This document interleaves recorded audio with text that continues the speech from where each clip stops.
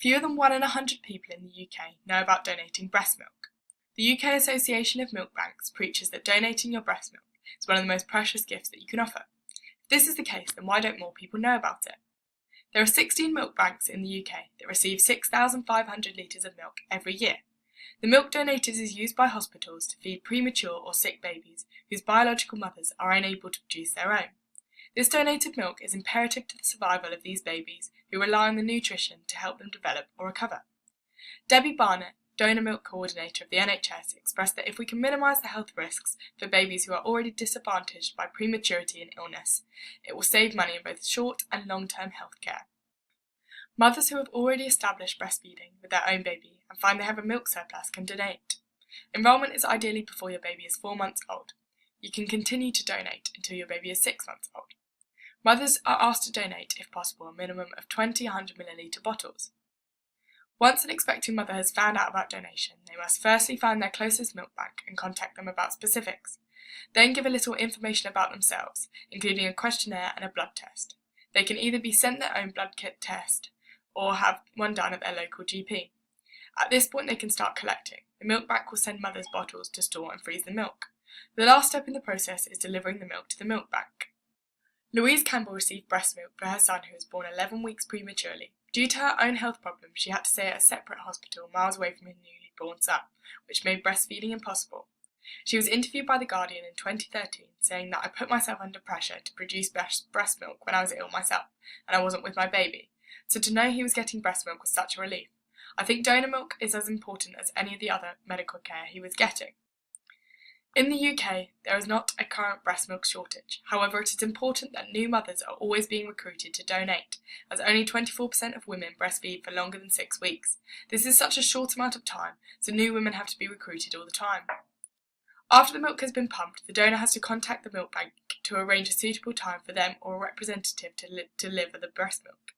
As there are only a few banks in the UK, it can be difficult to travel to the locations. The Blood Bike scheme offers a largely unheard of milk bike service, where volunteer drivers will collect milk from houses and drive it into banks if mothers are unable. My objective of my primary research is to uncover how women found out about milk banking and what the motivating force is behind donating. I can infer already from the lack of awareness that there is not a reliable source informing women of milk banking. As it is a serious issue, I would assume that empathy is the biggest motivator, but I'll ask questions in order to uncover the truths. I spoke to 10 people regarding the issue, 3 who had donated and 7 who had not. I spoke to 2 women on the phone for approximately 10 minutes and set up a discussion on a Mumsnet thread regarding 8 women that was 34 messages long. All my research was conducted in March 2019. The limitations of my research are that sometimes people cannot pinpoint exactly what motivated them to do something, as it may have been an unconscious nudge.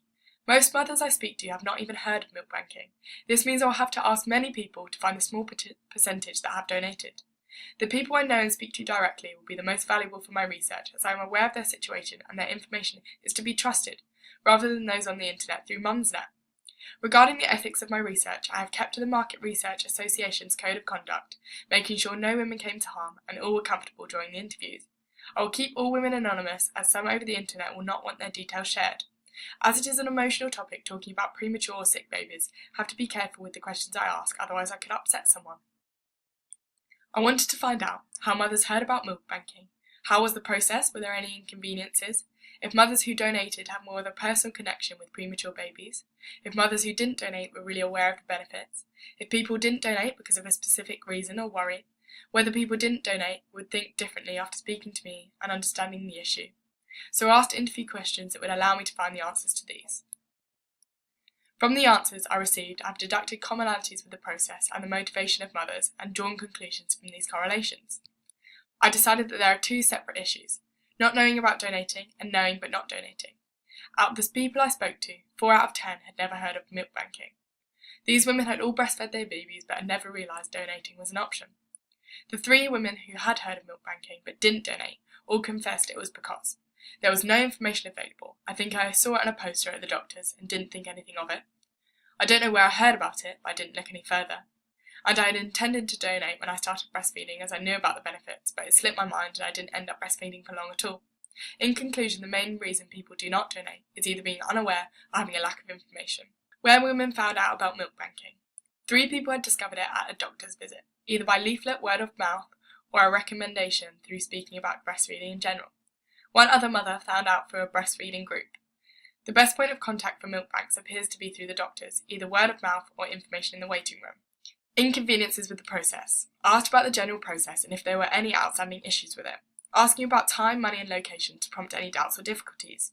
One woman exclaimed that time was an issue, saying that it was difficult to find the time, but knowing how much the milk was needed and appreciated made it worth every minute.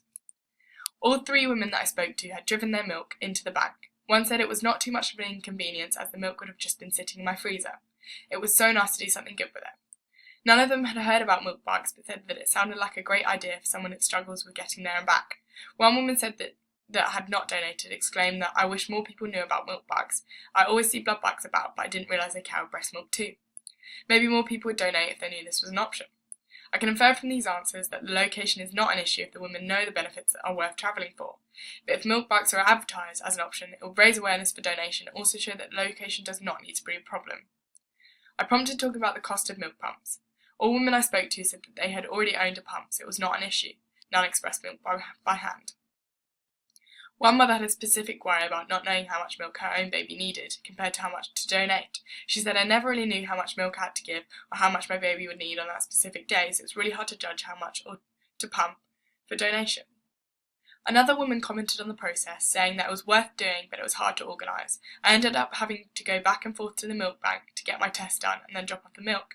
She claimed that it was not too bad, but with a newborn baby as well, it was hard to organise the milk bag donation as there were so many steps.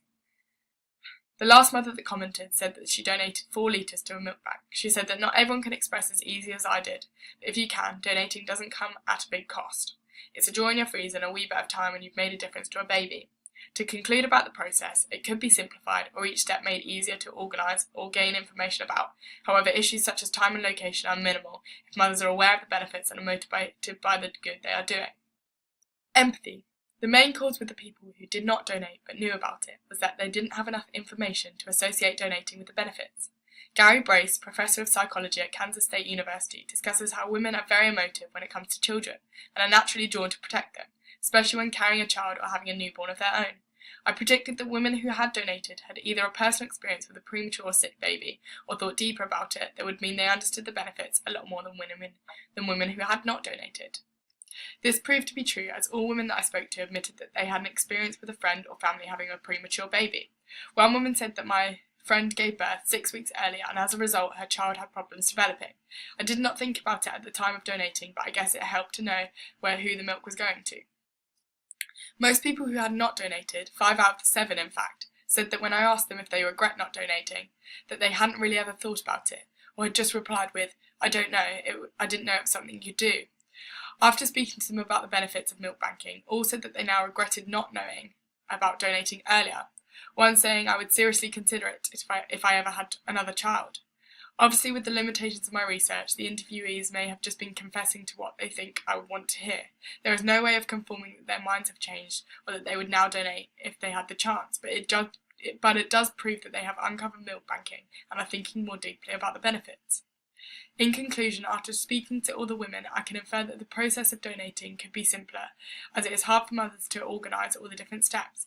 However, the inconveniences with the time and location seem worth it if mothers know how much good they are doing. This proves that having an emotional connection to the babies that receive the milk is the most motivating force behind donating, as all mothers who had donated had an experience with a premature or sick baby prior to donating. If I were to undertake my research again, I would attempt to speak to more mothers who had donated, who could go into further detail about the process, as I feel this is where my research lacks. I would ideally have liked to have spoken to some parents who received the milk for their children to find out the connection between donating and the benefits and uncover the other side of milk banking.